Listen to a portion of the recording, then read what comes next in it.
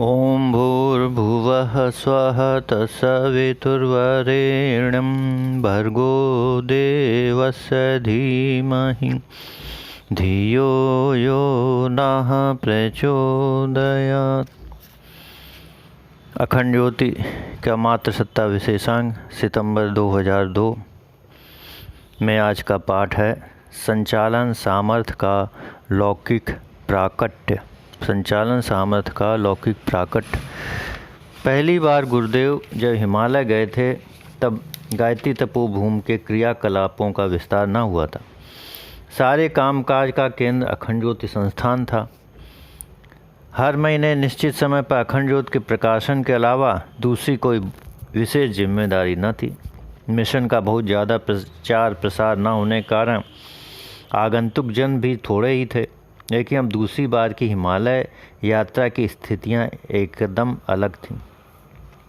सन 1953 में गायत्री तपोभूमि का निर्माण होने और यहाँ शिविरों की नियमित प्रक्रिया चल पड़ने से श्रद्धालुओं एवं जिज्ञासुओं के आवागमन का तांता लग गया था।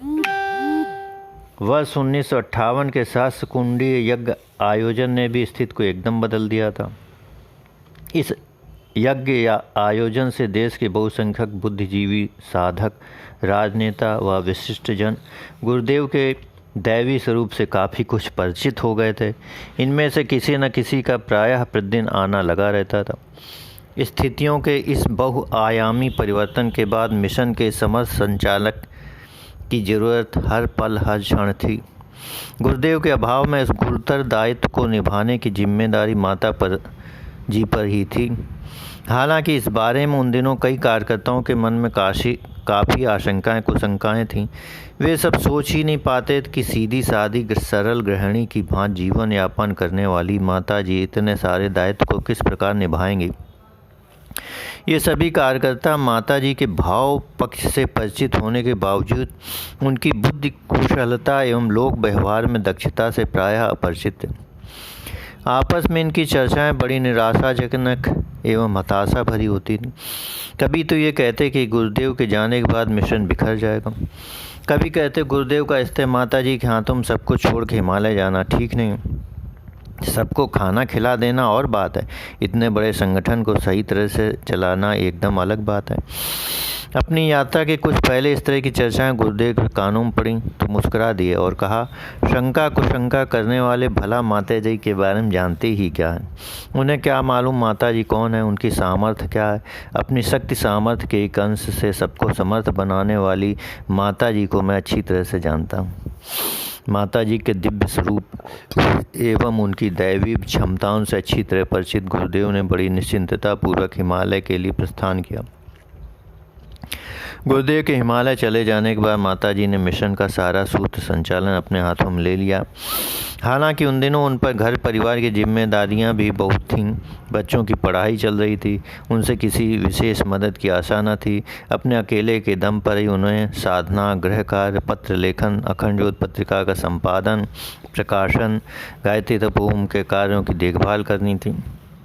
यह ठीक है कि इन सभी कार्यों में सहयोग के लिए कार्यकर्ता थे, परंतु वे सबके सब सहयोगी नहीं थे। माता जी के दैवी स्वरूप के प्रति अनभिज्ञता एवं श्रद्धा भक्ति के अभाव में इनमें से कुछ की मनस्थिति बड़ी विपन्न हो गई थी।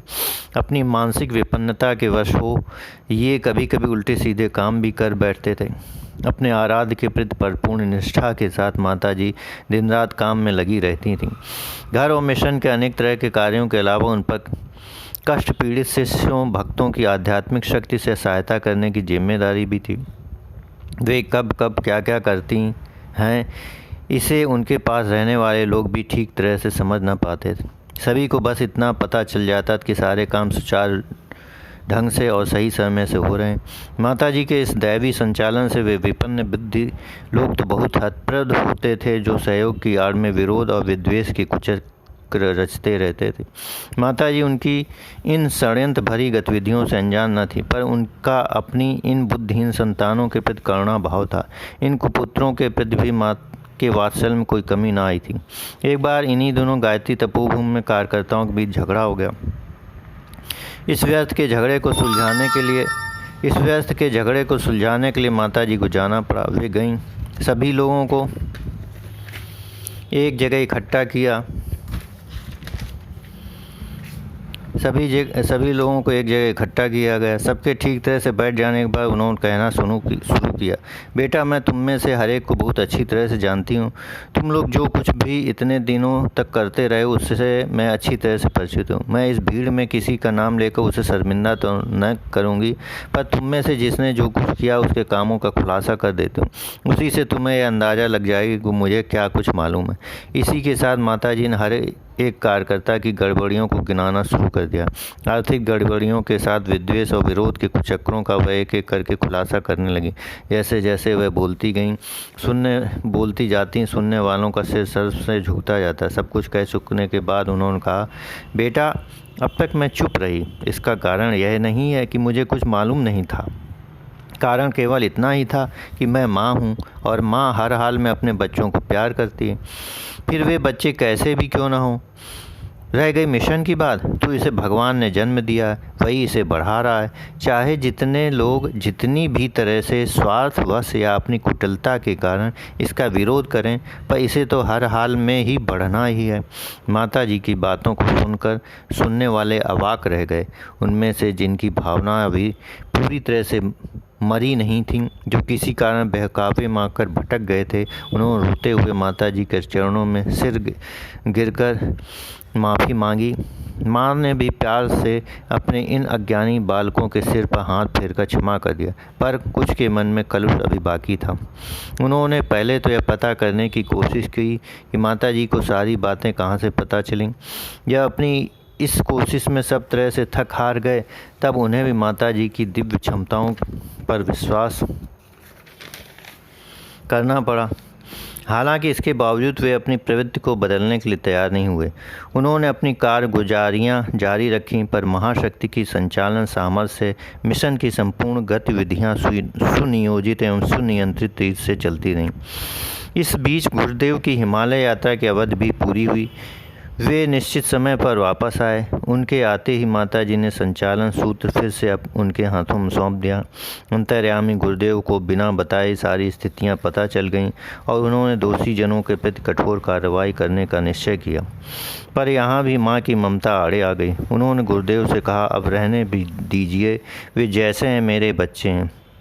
जब गुरुदेव ने मिशन के भावी विस्तार का हवाला देकर उन्हें बहुत समझाया, तो वे जैसे तैसे किसी तरह बहुत दुखी मन से राजी हुई।